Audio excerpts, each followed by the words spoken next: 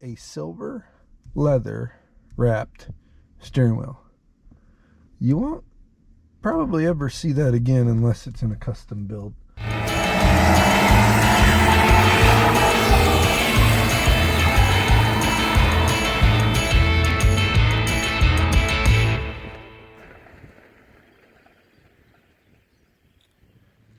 Hey guys, welcome back to the channel.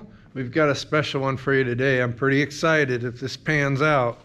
We're going on an adventure. Quite honestly, this is not the caliber of car that we're usually shopping for, but this one's a really good deal, and yeah, it's pretty cool. So we're gonna go look at a Corvette about an hour from here, and we might end up buying it. So hang on, this one's gonna be pretty special. So let's see what we can get into today. Jalen's Jalen's driving. Interstate traffic. So we got about 45 minutes, and then it's either gonna be pretty cool or it's gonna be a bust. But I have a feeling that we're gonna have something pretty cool to show you here, and just be your patience.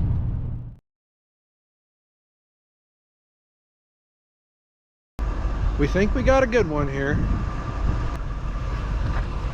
Yeah, not a rescue, so to speak. Needs a little bit of this and that, but 1978 Corvette Indianapolis 500 Pace Car Edition. It's the L42 automatic, two-tone paint, T-tops, silver leather interior, and yeah, we just picked it up. So it's getting dark. We had to do a quick video to update you. Here's the interior. So far, most everything works. It needs some stuff, not gonna lie. We're missing little bits and pieces. It's been garage stored. You can see the dust on it. So it needs some stuff, little things here and there, but we're pretty stoked.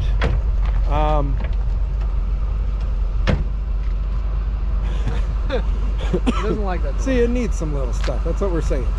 But yeah, we're super excited. I personally have never owned a Corvette. I know this kid hasn't owned a Corvette. We're gonna get this home. Luckily, the headlights do pop up and work. It's getting dark, so we got to get on the road. But yeah, tomorrow we'll update you again in a little better light. It needs a wash, and then we'll run you through kind of our plan for this car. We're not going to keep it as much as we really want to. We're going to use it to build a little capital for the business here, but we'll touch base in the morning once we get it home, and hopefully we won't have any more video to show you this evening of us breaking down with it on the way home. We've got about an hour, maybe an hour and 10 minutes, because we're going to take the highway instead of the interstate and just kind of take it easy on this old girl. It's been sitting for about 3 years since its last, you know, tune-up service and drives and stuff. So yeah.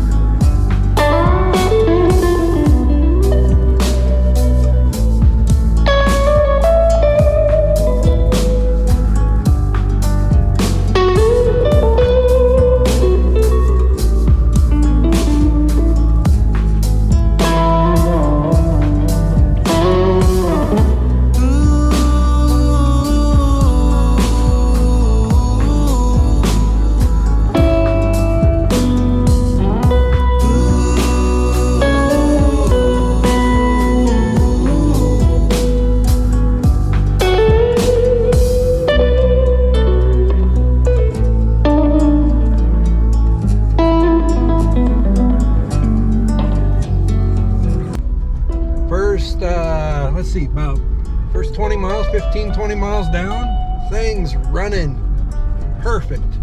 I hope I didn't jinx it, but we're getting there. We got 45 minutes left, something like that, 50 minutes. Here we go.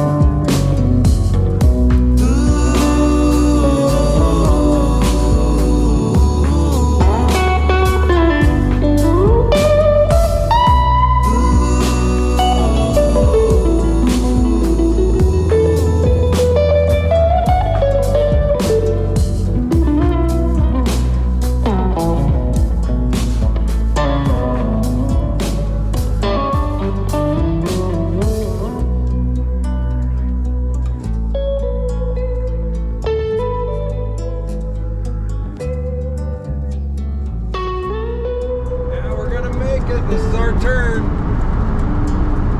Ran flawlessly all the way home. I mean, the cruise control works, you guys.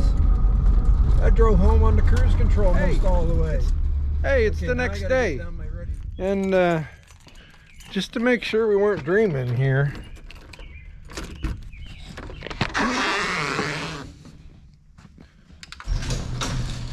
Yeah. It's real.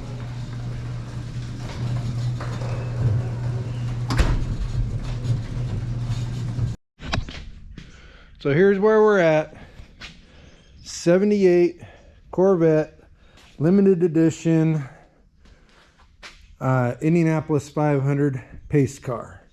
Has the cool little logos here.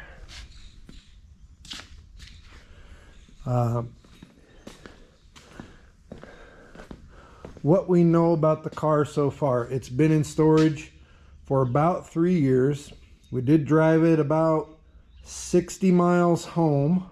Ran great.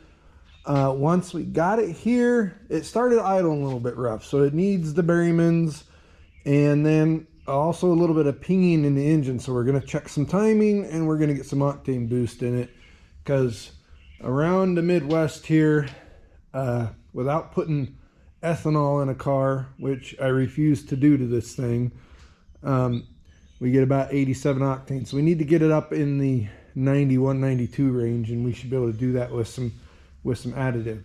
But right now, we're not going to go over it too much right now. You can see the dust on here. We need to get it to the car wash.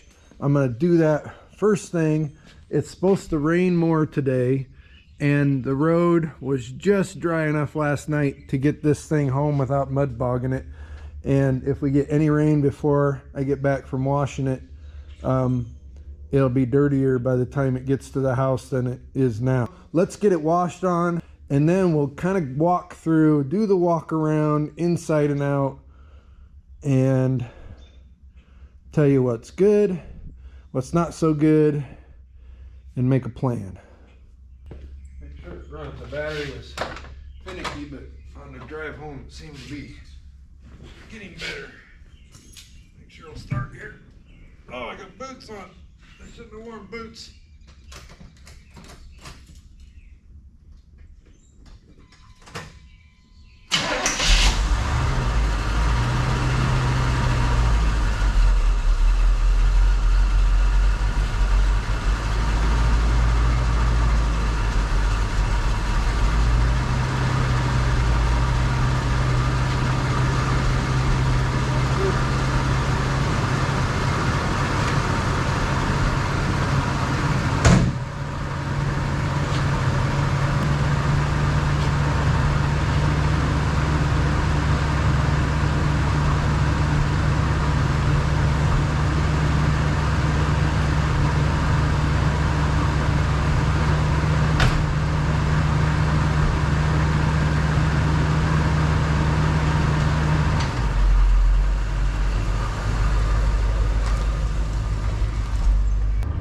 Aha! Well, leak free, except for ding ding ding, that's transmission fluid. It looks like probably a loose line of sorts. Might be power steering if they put the pink stuff in the power steering system, but that's one thing. First thing we got to look at, but otherwise, no leaks. So, okay. It is washed. It really cleaned up nice. The paint, I'm gonna say it wasn't as bad as I thought, as I originally thought. And I don't want to throw the previous owner under the bus here, but if you can kind of see, I don't know how well you'll be able to see the swirl. Yeah, you can see the swirls and the light scratches. So, folks, if you got one of your favorite cars and you store it for a while and it gets dusty, kind of like, and actually a great example, the top of my Jeep hood. The last thing you want to do is take a rag and wipe that dust off dry. You need to take it somewhere, get it outside, whatever, wash it off, and get even the lubricity, is that, I think that's a word. Get something, some sort of liquid, water, soap, to not only rinse the big stuff off, but then as you're washing the rest of it off, there's a barrier between the actual paint and it kind of, it'll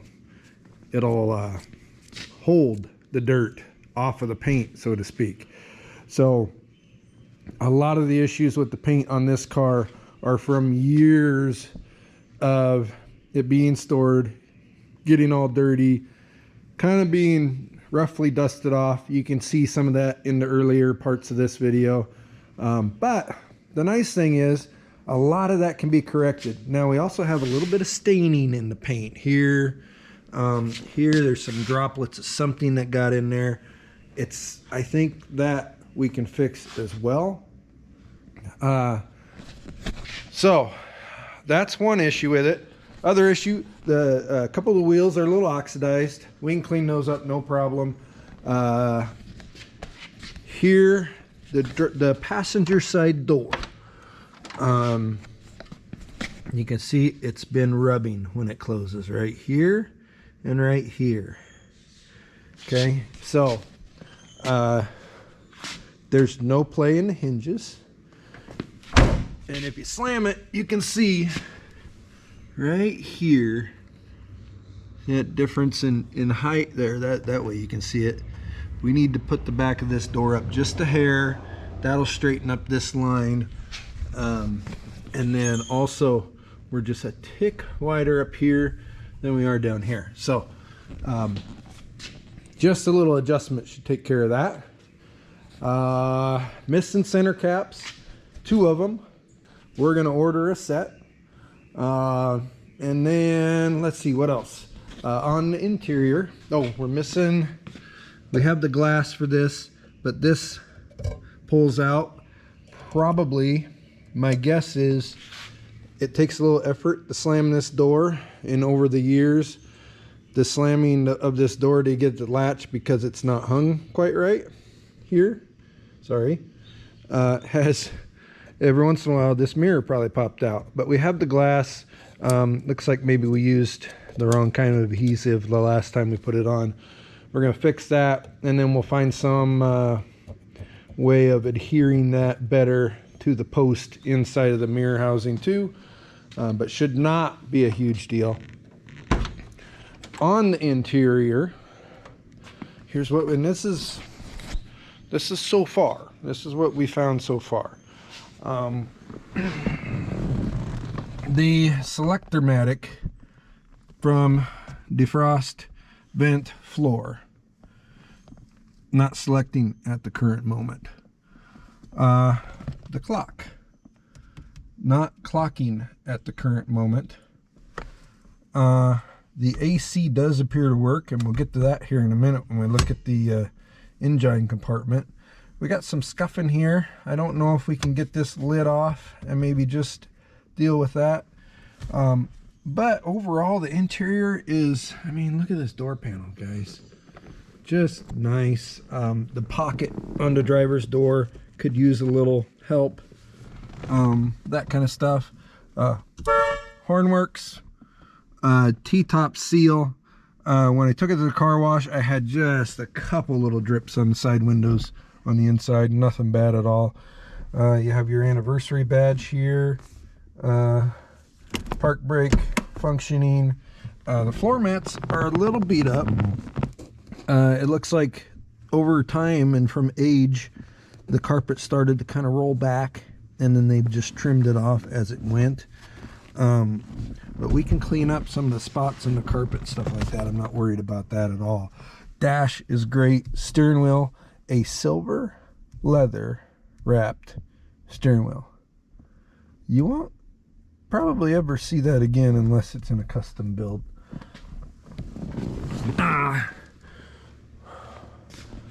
If I didn't mention already, one interesting thing about this particular Corvette: no trunk, no hatch. You cannot open the car from back here, any of it. So everything that gets into the back from one of the 2 seats. Now the 2 seats do fold right down, so that's kind of nice. I see we have a little plastic piece here that needs to be fixed. That's no big deal. We can bolt that back on. This seat, speaking of which, again, silver leather. I think it was limited to about a year, 18 months or so is all. So the fact that these are in good condition is very good. There's one little rip over there we'll look at here in a second. Going around the rear, we have more of the same. Right turn signal brake light has issues. I don't expect that to be a problem. We have some wear off. If you remember back in the 80s, well, 70s, 80s, 90s, for some reason, the color of the base color of the plastic moldings on cars, they made yellow. Why they did that, I will never understand, but we'll probably touch that up a little bit with some semi-gloss black. The stickers, some of the stickers, decals are faded. My thought right now is we're going to leave this completely as a survivor.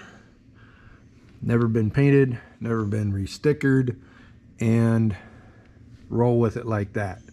I think with a little bit of buffing and waxing, it's gonna clean up so nice, you're not gonna want to touch a thing. You kind of want to show its age, and you kind of, yeah,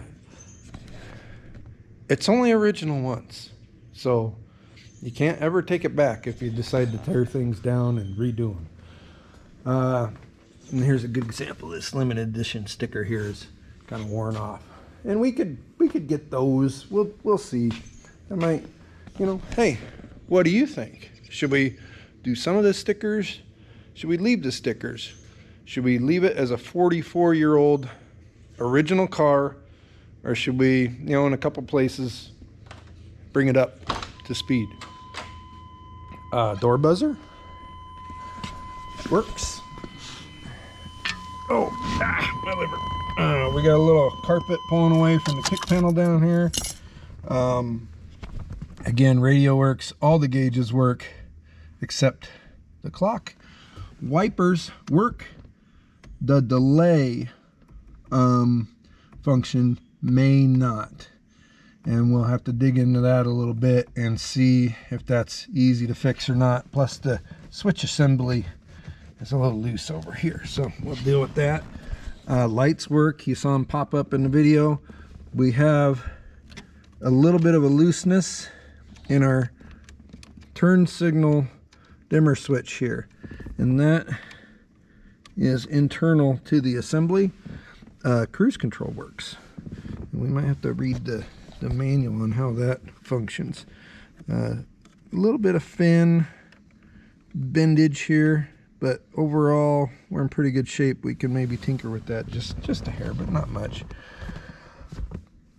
But really, guys and gals, overall just freaking nice. Here's where this pocket has come apart here, and the cardboard's, you know, curling.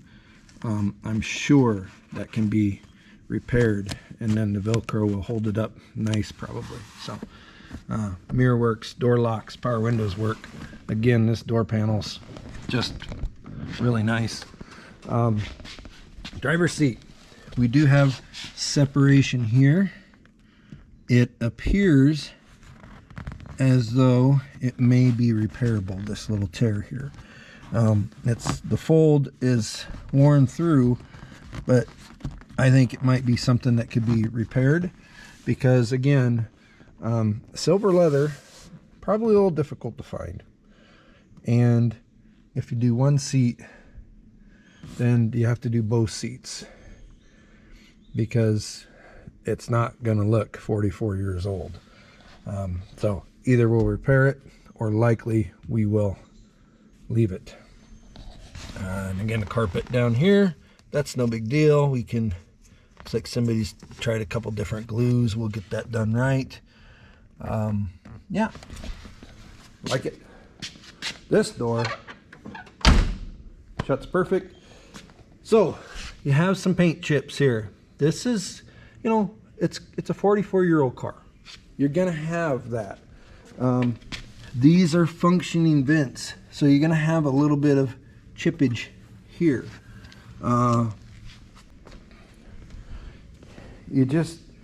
Things happen over time to cars that you really can't control. Same thing over here. You got a little bit of door dingage.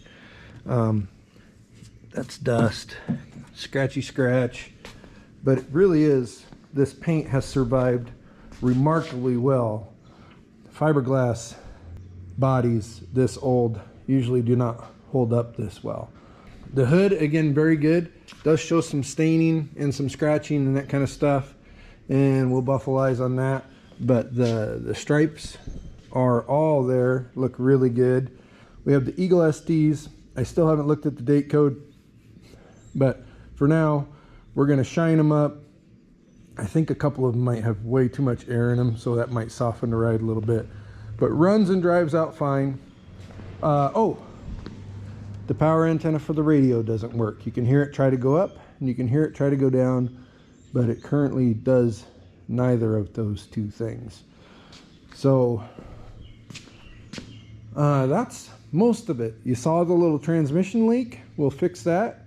We went and picked up an oil filter and oil for it. We're going to change the oil right now, even though it doesn't have any miles on it. It's got 3-year-old oil in it. We filled it up with fuel and put a jug of Lucas octane booster in it to help with the knock a little bit. And I didn't do any video of it, but we gave it the old Berryman's treatment too through the carburetor, so it's idling much better and seems to be pretty happy overall. Engine compartment, let's talk about this. So here's something I'm gonna have to maybe you guys have some input, have some opinion on this.